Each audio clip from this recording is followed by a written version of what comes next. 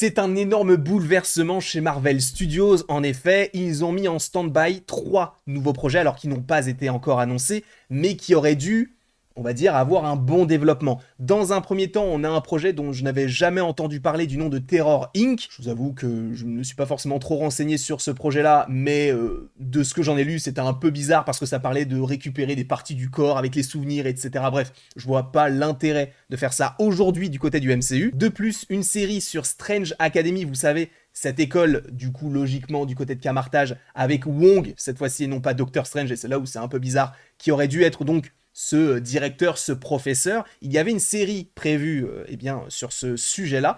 Elle a été aussi mise en suspens au niveau du développement, mais surtout, la série sur Nova a été mise aussi de côté pour l'instant. Alors ça ne veut pas dire que c'est annulé, mais c'est plus que le développement n'est pas privilégié par rapport à un autre projet. Sachant que je pense qu'ils ont envie de terminer la saga du multivers et que Nova a peut-être plus sa place du côté cosmique, donc peut-être avec la saga des mutants, ce qui arrivera après Secret Wars. Donc encore une fois, cela ne veut pas dire que ces projets n'arriveront pas, mais qu'ils prendront peut-être un petit peu de retard. Mais quelle est la raison?